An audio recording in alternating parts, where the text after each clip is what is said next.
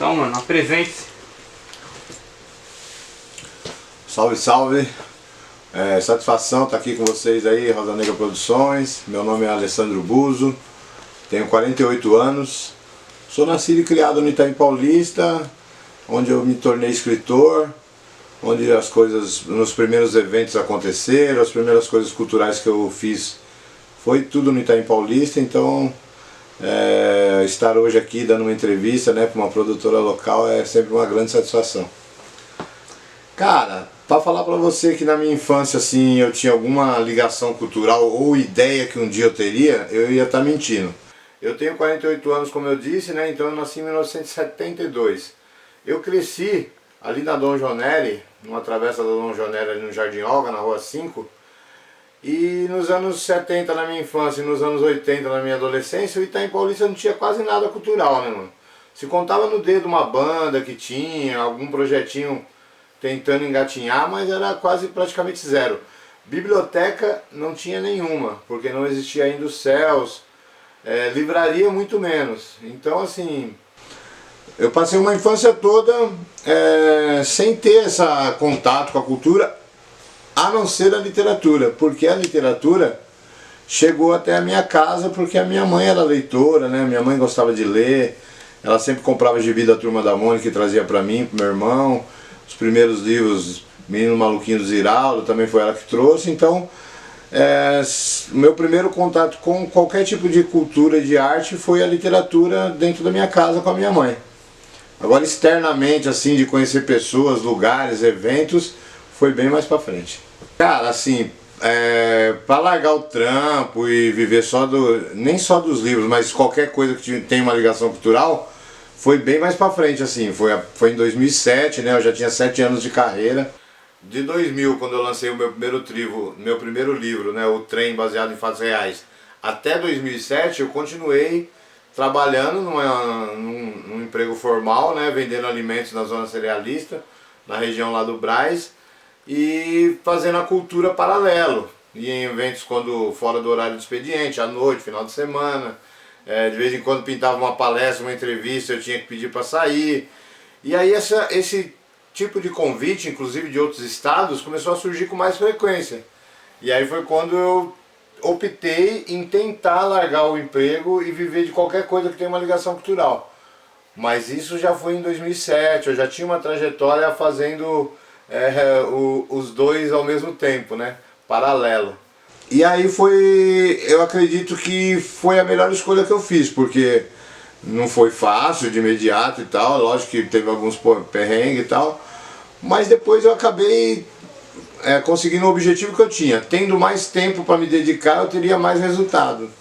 E entre altos e baixos eu vivo disso até hoje. Da hora, mano. Conta aí aquela fita lá do trem, quando você foi conhecer a RZO lá, porque você colocou... Porra, cara, é meu primeiro livro, né, mano? Eu corri atrás pra caramba pra tentar uma forma de publicar ele. Na realidade eu virei escritor meio que por acaso, né, cara? Eu escrevi uma matéria, eu tinha o hábito de escrever, eu tinha o hábito de ler, que a minha mãe me deu, e aí depois com o tempo eu comecei a escrever em fanzine, em jornal de bairro. Tinha um jornal aqui no Itaim Paulista que chamava Jornal Página 1. E eu tinha uma coluna nesse jornal. O Página 1, ele me levou a algumas pessoas ler alguma coisa e saber que tinha sido eu que tinha escrito. Então eu tive esse primeiro retorno e tal. Um amigo meu montou um sebo no Itaim que chamava Sebo Mutante.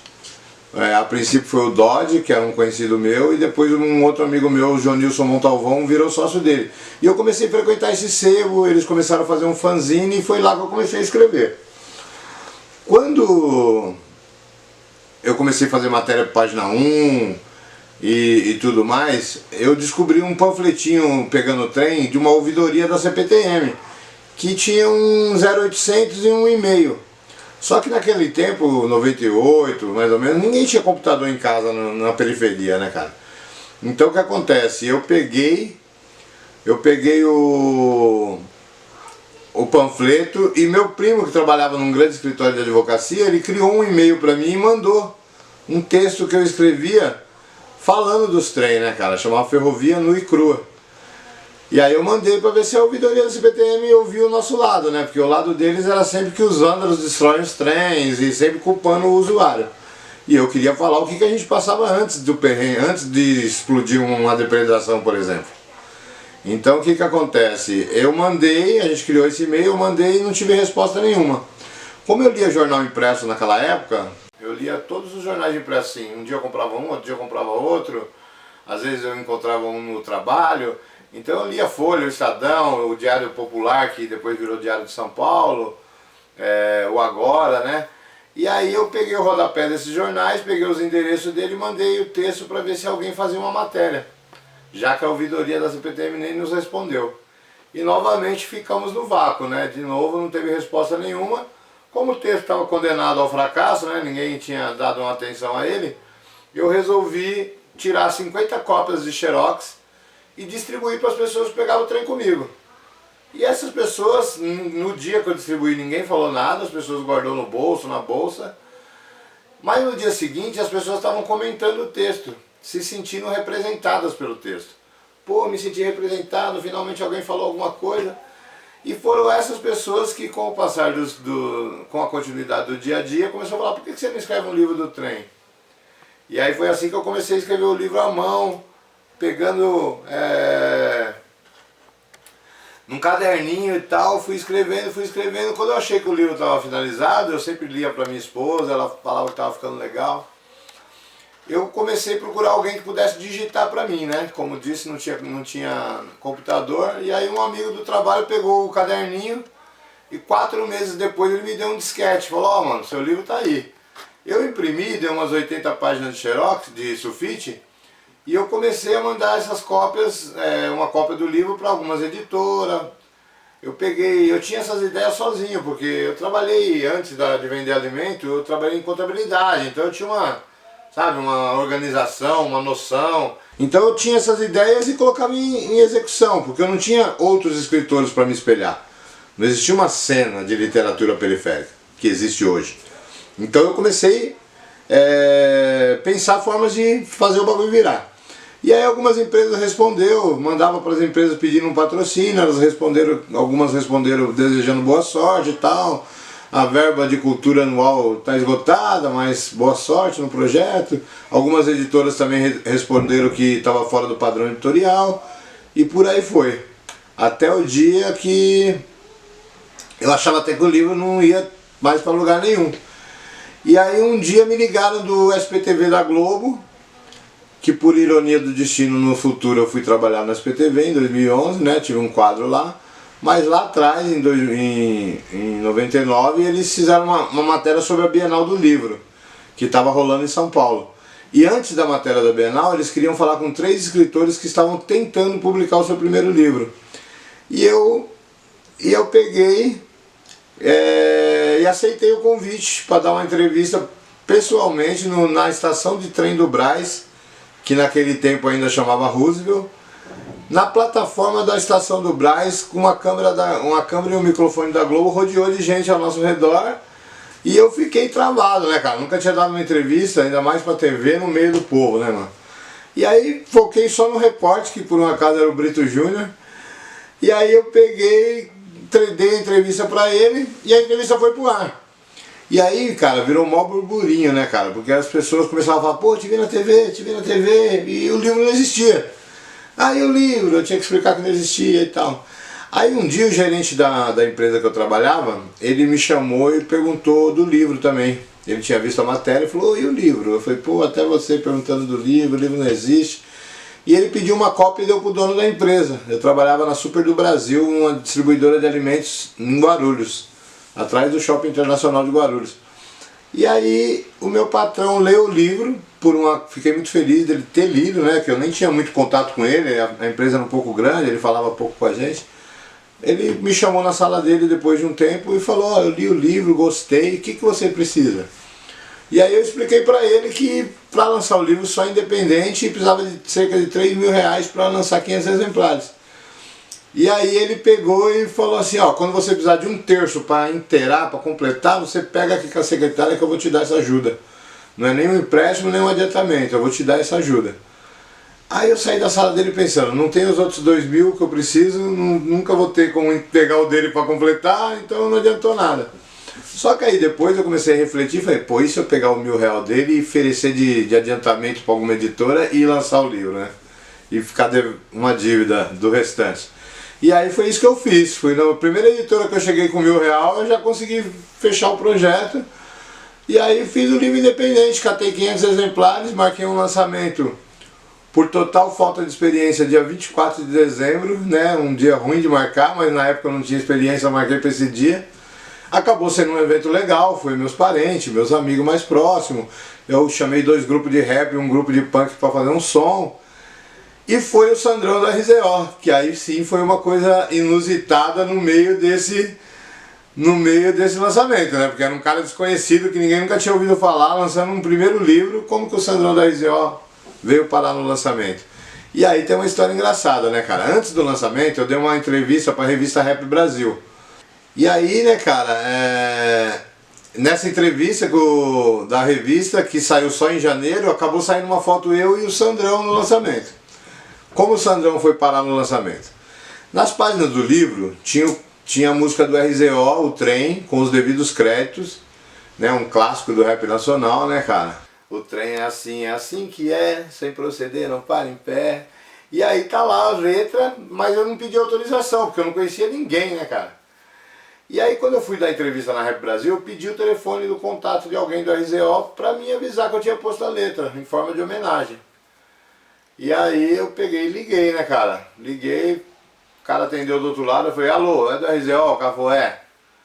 Falei, então, mano, lancei um livro assim assado aqui no Itaim Paulista, quebrada também, o bagulho é louco aqui também, é igual a Zona Oeste. E eu lancei um livro e coloquei a letra da música O Trem da RZO e tal, com os devido crédito. E eu queria, liguei pra comunicar e o cara falou bem seco assim. Se você tá ligando pra comunicar, você não tá ligando pra pedir autorização, né? Puta, eu já achei que tinha dado ruim, né? O cara já veio com um balde de água fria, o nome do cara era Davi do Gueto. Ele vendia show da RZO. E aí eu peguei e falei, pô, realmente não, cara, eu não conhecia ninguém, acabei pondo em forma de homenagem, pá. Mas agora eu tô avisando e ele falou, e além de avisar, você tá ligando pra quê? Eu falei, porra, mano, queria saber se alguém do RZO não podia ir no lançamento do meu livro, né? É meio assim inocência um pouco, né, cara? Achar que um cara de um grupo de rap famoso ia vir aqui para o lançamento de alguém que ninguém nunca tinha ouvido falar. Mas não custava tentar, né? Aí o cara pegou e falou assim no dia seguinte, ele falou assim, ó, me liga no dia seguinte, me liga amanhã, que hoje vai ter ensaio do RZO lá na laje do Leão, e aí eu vou dar ideia nos caras, se alguém falar que vai, eu te aviso amanhã, beleza. E eu, mano, sem dinheiro, né, cara, já naquela situação, né? Tinha o meu emprego, minha família para cuidar, eu era casado já, tinha um filho de menos de 1 ano, que meu filho nasceu em março de 2000 e o livro saiu em dezembro. E aí, sem grana, né, nada, no dia seguinte o cara falou, ó, mano, o Sandrão falou que vai. Só que tem que alguém buscar ele em Pirituba e depois levar de volta. Porra, mano. Na hora no telefone eu falei, é nóis, mano, fechou. Marquei o dia, horário, anotei o endereço. Só que quando eu desliguei o telefone eu falei, caramba, mano, como é que eu vou buscar o cara? Eu não tinha carro na época. Naquele tempo não existia nem Uber, né, cara? Naquele tempo um táxi era inviável, né? Do Itaim em Pirituba dá mais de 50 quilômetros. Enfim, fiquei pensando como fazer, porque eu também não tinha dinheiro para chegar em alguém que tivesse um carro e bancar. Falou, mano, vai buscar um cara para mim, eu te pago pelo menos a gasolina. Por ter me endividado com o livro, eu tava era duro.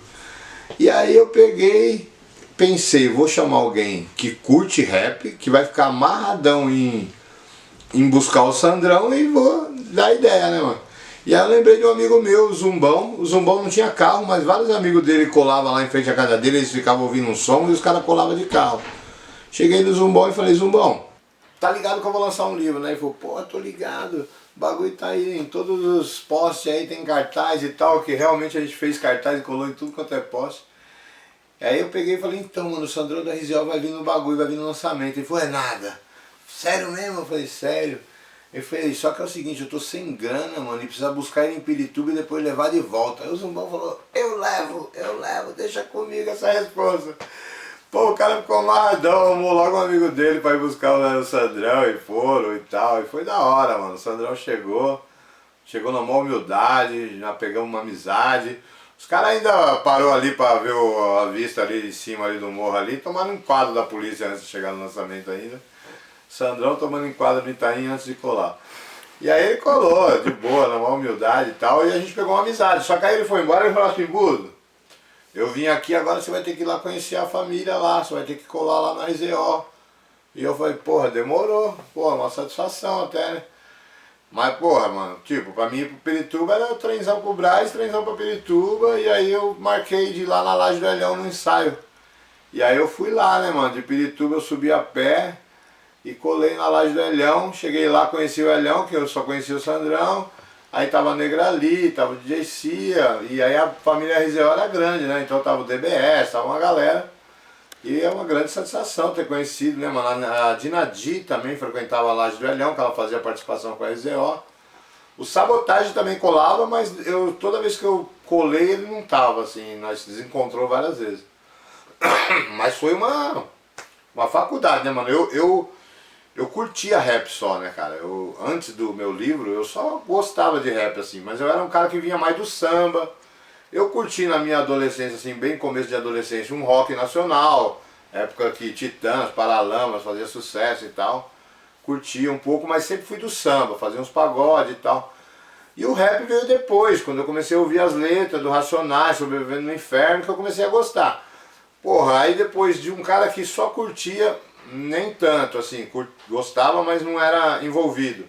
Aí já virar amigo logo do RZO, e aí, a partir daí eu fui conhecendo outras pessoas, nos eventos que eu fui indo, que os livros foram me levando, a literatura me levou para um monte de lugar. Hoje eu conheço praticamente todos os artistas do rap nacional, sou amigo da maioria deles, outros eu só conheço, outros eu sou amigo mesmo. Sou amigo do Gog, sou amigo do Rap Hood, sou amigo de uns caras que eu era fã, né, cara? Então, foi uma coisa que o rap me deu. E essa história da RZO é sensacional, né, cara? Porque mostra como os caras foi aberto com um cara que ninguém conhecia, né? Porque hoje, pá, tenho 16 livros, fiz 2 filmes, atuei na TV. Se eu fizer um contato com alguém, pode ser que o cara dê uma abertura, me conhece, já ouviu falar e tal. Mas realmente o RZO foi inusitado porque ninguém conhecia. Cara, eu gosto muito de escrever conto, assim, né? Eu vou lançar um livro agora, meu 17º, é tipo poesia. Vai ser a primeira vez que eu lanço um livro só de poesia. Antes eu lancei romance, lancei contos, lancei crônica. Mas eu eu tenho os romances, né? O Suburbano Convicto, o Profissão MC, o Guerreira são os romances, os meus romances, né? Mas nos últimos tempos, mais recente, eu lancei O Filho da Empregada e lancei Vida de Suburbano. 2 livros pesados de conto. E as histórias, cara, assim, as pessoas falam, essa história aconteceu? Assim, mano. As histórias dos livros são 100% fictícias, são histórias fictícias. Mas ela falada de uma forma tão real, poderia ter acontecido. Se você é da quebrada, você fala, essa história poderia ter acontecido. Ela não aconteceu exatamente assim, mas poderia ter acontecido, porque são histórias do nosso dia a dia, da quebrada e tal. Histórias boas, histórias alegres, histórias tristes, histórias trágicas, pessoas que se envolveram com o crime e tal. A inspiração é a própria rua, né, cara? É viver a quebrada. A vida inteira eu morei no Itaim Paulista, eu sei como funciona, eu sei como é que as coisas acontecem. Eu sei como eu, em vários momentos da minha vida, estive próximo do crime também. Talvez não tenha me envolvido por ter uma certa base familiar, uma certa estrutura familiar. Minha mãe sempre me falava que ela aceitava tudo, menos ver eu e meu irmão numa viatura de polícia. Então talvez para não decepcionar ela a gente não tenha se envolvido, mas a gente esteve bem perto. Então são essas histórias de alguém que esteve bem perto e que às vezes não se envolveu, e outro que poderia ter se envolvido, poderia não ter se envolvido, mas acaba se envolvendo e depois é muito tarde para sair. São essas histórias que eu escrevo nos contos e tal. Algumas histórias, por exemplo, do Filho da Empregada, tem umas 3 histórias que foi histórias verdadeiras que alguém me contou. Porra, mano, uma vez aconteceu assim, assado, papapá, e a pessoa me conta. E aí eu transformo aquela história dela em um conto fictício, né? Eu mudo os lugares, mudo os nomes, mas conto a base daquela história que eu ouvi. Então é assim que surgem os contos, cara. Uns são inspirados no que eu vejo, no que eu sei de quebrada. Outros são histórias que eu ouvi falar e aí eu transformo ela Nesse livro, O Filho da Empregada tem um conto curto que chama Dor de Dente. Cara, uma mulher me contou essa história, uma esposa de um amigo meu contou essa história, e eu vou ler ele aqui, que é curtinho, pode ser? Pode. E aí chama Dor de Dente. Amanda estava com muita dor de dente, mal conseguia trabalhar. Sua chefe perguntou o que acontecia. Não dormi de dor de dente e não estou conseguindo me concentrar no trabalho. Menina, vai ao dentista, amanhã você volta. Obrigada. Amanda ia na Santa Cecília, aonde atende o convênio odontológico que tem direito pela empresa. Chegou lá e estava lotado. Fez a ficha e sentou num canto para esperar seu número tocar no visor que chama as senhas. Estava quase delirando de dor nessa hora. Foi quando entrou uma figura difícil de não chamar a atenção. Pique moradora de rua, homossexual e com um abacaxi na mão. Fez uma ficha, mas não sentou. Ficou por ali rodando. Tomou água, olhou torto para 2 seguranças. Uns 15 minutos que parecia 15 horas, eis que do nada a figura do abacaxi surge na frente da Amanda. Oi, posso te ajudar? De todo mundo aqui, vi que você é quem mais está sentindo dor. Não, obrigada, só quero ser chamada. 5 minutos depois, voltou e perguntou para Amanda. Você quer que eu compre uma pedra para você? Pedra de crack? Posso comprar para você, faz passar qualquer dor. Nessa hora tocou a senha 77. Fui chamada, mas obrigada de novo. Amanda entrou e foi medicada. Mas nunca vai esquecer a forma da amiga secreta. Na saída, não a viu mais. Aí parece uma história inusitada, assim, né? Parece uma história criada, fictícia. Mas foi uma história que uma mulher me contou, que realmente tinha acontecido. Num ambiente de hospital, numa região central, pode acontecer uma cena dessa. E aí essa é uma das que eu pesco na rua, de ouvir a história e transformo em conto. Outras são só ficção mesmo. E aí, sei lá, né, mano? De repente a pedra poderia realmente ter o efeito de tirar a dor dela, né? E a sensibilidade da outra ter visto, né? Ter percebido que ela estava com dor. Então é isso, assim que a gente cria. Em 2004, em 2003, quando eu estava querendo lançar meu segundo livro e eu tinha virado amigo do RZO, eu convenci o RZO a vir pro Itaim fazer um show pra mim na quadra da Santa Bárbara, só pagando a van. Paguei eu acho que R$400 da van e os caras vieram sem cachê. E aí veio a Negrali, veio a Dinadi, foi um show pesado, a RZO em peso. Veio o Tom do Funcionário HK, o bagulho tava show. E aí lotou a Santa Bárbara, o ingresso baratinho, R$3. Várias pessoas, cada grupo que eu pus pra cantar trouxe 20 pessoas. Então, quer dizer, a quadra tava cheia, mas não tinha vendido tanto assim. Acabou não dando um dinheirão, mas o show foi histórico. E um cara, foi assim que eu conheci a produtora DGT Filmes. Um cara que eu conheci num evento lá em Pinheiros, o lançamento de um livro na revista Caros Amigos, na sede da Caros Amigos. Quando eu lancei meu primeiro livro, o Guilherme Azevedo da Caros Amigos fez uma matéria para a revista chamado, o título é O Poeta Pega o Trem. E aí saiu 2 páginas no mês que eu lancei meu livro. Aí esse cara Guilherme Azevedo, que lançou essa matéria, ele tava lançando um livro e eu fui lá na Caros Amigos em Pinheiros, né, mano? Pra mim ir pra Pinheiros é aquele rolê de itaiense, né, mano? Pegar trem, metrô, sem dinheiro, sem dinheiro sobrando, condução na volta também. E aí chegou lá na Caros Amigos, puta, vários drinks à vontade, mano, nós bebemos pra caramba nesse dia. Tinha um bagulho da Johnny Walker que fazia uns coquetel, e mano, nós já tinha tomado vários coquetel, todo mundo, o autor do livro, todo mundo. E tinha cerveja a dar com pau. Na hora de ir embora, os caras estavam dando fardinho de cerveja para quem quisesse levar. E aí, cara, sentou um japonês na nossa mesa, porque o autor do livro estava na nossa mesa. E aí o japonês sentou e aí começou a conversar com a gente, inclusive comigo. Não era japonês, né? Porque qualquer olho puxado para nós da quebrada é japonês, mas o cara era filho de coreano. E aí o nome dele era Douglas Kim. E o Douglas Kim era dessa DGT Filmes.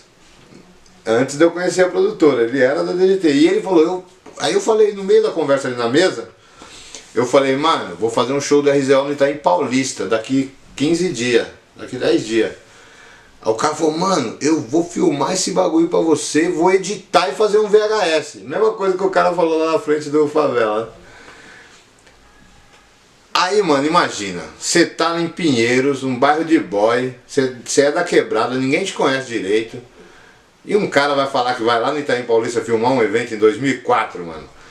2003, filmar um exemplo, tipo, editar e te dar um VHS, é mentira, né, mano? É lógico que o cara não vai ir.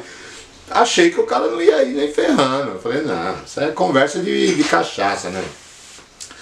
Na semana do evento, toca o meu telefone, que não era celular naquela época, né? Meu telefone na minha casa, ô mano, é o japonês. Eu falei, que japonês?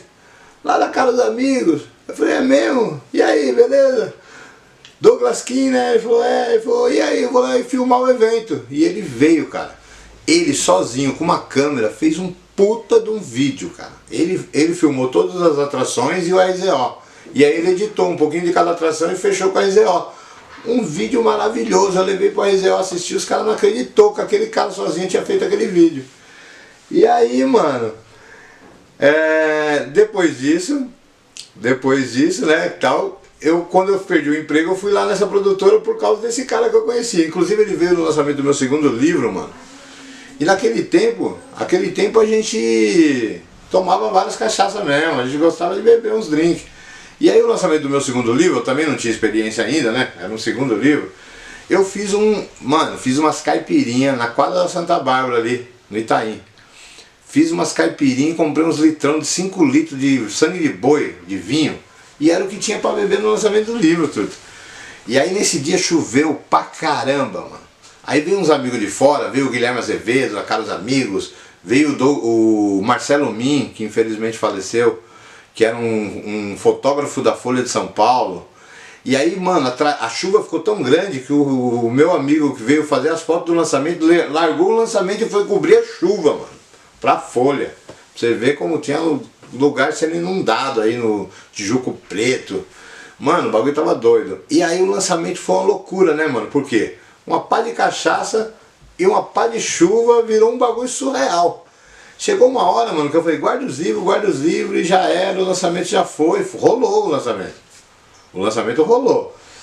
Mas teve isso. Quando eu cheguei no bar do outro lado da rua, mano, uns amigos meus que tinham vindo do Rio de Janeiro, Dudu de Morragudo, junto com o Douglas Kim, os caras estavam fritando hambúrguer na chapa do bar, do lado de dentro do balcão, mano. Eu olhei e falei, não acredito, mano.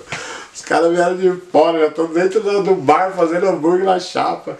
Puta de um bagulho surreal, assim. E aí, nesse dia, o Douglas Kim ganhou o apelido de Douglas Skin, né, mano? Porque os caras tomou várias skin cariol e todo mundo ficou chapado. E aí depois, lá na frente, os caras falaram, vamos lá cobrir o Favela Toma Conta, fazer um DVD pra você. Beleza, fiquei felizão. Só que quando os caras chegou, eles achavam que era um evento menor.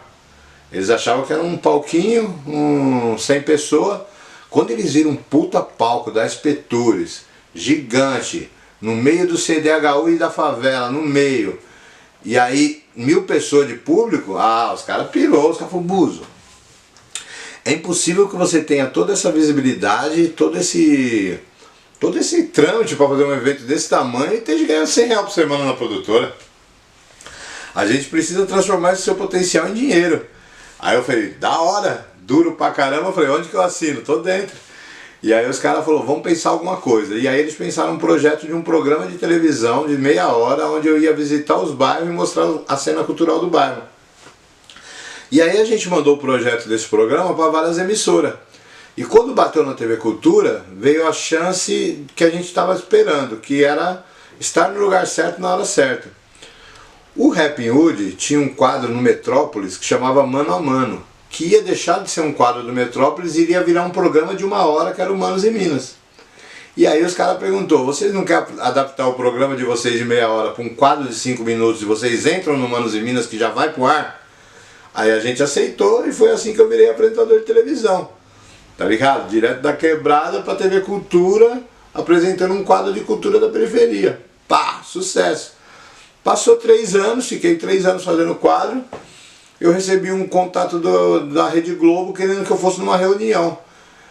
Aí pra ver se eu tava com bala na agulha, se eu tava com moral, eu falei, me manda um carro me buscar e depois me trazer de volta que eu vou. E aí os caras mandou e tal, um carro me buscar e tal. Eu falei, pô, meu passe tá valorizado. Aí eu cheguei nessa reunião, era com a direção de jornalismo da Globo. E aí as duas mulheres, que eram as chefonas, falou, mano, você conseguiria mostrar a cena da periferia com a mesma verdade que você mostra na TV Cultura aqui na Globo? Aí eu pensei rapidamente assim, questão de segundos eu pensei em mil coisas, né? Eu falei, na Globo, mano, será que não vai ser uma aventura que eu vou ficar 3 meses no ar e depois vão me dar um pé na bunda, aí eu vou ficar sem emprego, sem dinheiro? Será que eu vou trocar o certo pelo duvidoso, né, mano? Na TV Cultura, se você trabalhar direitinho, você fica lá a vida toda. E aí, tal, fiquei pensando e falei, pra qual programa, né, mano? Pensei que era entretenimento, que eu ia cair num programa de entretenimento, oba-oba, e aí eu vi que não era pro entretenimento, era pro jornalismo. E aí ela falou, ó, o SPTV, que é apresentado pelo Chico Pinheiro e a Mariana Godoy, vai acabar nesse formato. O Chico Pinheiro vai pro Rio de Janeiro apresentar o Bom Dia Brasil e a Mariana Godoy vai pra Globo News. E o César Tralli vai assumir o SPTV. E você entraria nesse novo SPTV do César Tralli como especialista em cultura da periferia. Aí eu falei, tô dentro. Eu falei, pô, tem que trocar uma ideia lá na TV Cultura e tal. Aí fui lá na TV Cultura conversar, os caras ficou amarradão. Falou, mano, vai, abraça a oportunidade e tal. E aí eu fiquei 3 anos no SPTV, semanal, 147 quadros exibidos. E aí foi onde eu fiquei popular, né, cara? Porque não tem como você passar todo sábado na Globo e não ficar popular. Você anda na rua, o pessoal quer tirar foto, quer conversar, quer saber. E hoje que já, né, desde 2014 que o quadro parou, é menos, mas ainda tem pessoas que me reconhecem na rua do SPTV e ficam amarradão de me ver. Então foi assim que eu, pô, virei apresentador de televisão. Já estando na produtora e já estando no Manos e Minas, eu comecei a falar pros caras, mano, eu quero filmar um filme na minha quebrada. E toda reunião que tinha eu falava, mano, eu quero fazer um filme na minha quebrada. E os caras, cadê o roteiro? Cadê o dinheiro? Sempre o projeto parava quando eles falavam, cadê o roteiro e cadê o dinheiro? Não tinha nem roteiro, só tinha um argumento e não tinha dinheiro. Aí firmeza. Um dia tem uma reunião geral, né, mano? Eu já tava já com status de famosinho, porque o quadro na TV Cultura era um sucesso. Falei, hoje eu vou chutar o balde na reunião e vou querer falar do meu filme. Eu vou ter que contar pelo menos a história do filme. E aí eu cheguei na reunião e falei, mano, é o seguinte, queria fazer um filme. Aí um já falou, cadê o roteiro? Eu falei, ó, não tem roteiro, só tem argumento, não tem dinheiro, mas eu quero contar a história do filme agora pra vocês. É um cara que num momento difícil tem 2 caminhos, o crime e continuar acreditando na música. E papapá, contei o filme. Aí, mano, ninguém deu bola, um sócio saiu por aqui, outro por ali e tal. E aí o Tony Nogueira, que é o dono da produtora, né, principal sócio, ele mostrou uma camerinha HD que ele tinha acabado de trazer de Nova York, mano, que tinha poucas câmeras HD naquele tempo. Ele pegou e falou, Buzo, eu, você e essa camerinha vamos fazer seu filme. Começa a ver quem é os atores, começa a ver quem é os caras e vamos fazer seu filme. Não pode demorar muito para filmar, não pode filmar demais, repetir a cena 10 vezes, tem que fazer objetivo para ter pouca coisa para editar e a gente vai fazer seu filme. Firmeza? Firmeza. Então comecei a procurar as pessoas. Aí eu pensei, preciso de um rapper para ser o principal, para ser o protagonista e que seja um rapper de verdade, porque quando ele for cantar no filme ele tem que cantar. Aí pensei no Taíde, porque o Taíde tinha um escritório no mesmo prédio da produtora e de vez em quando eu trombava ele.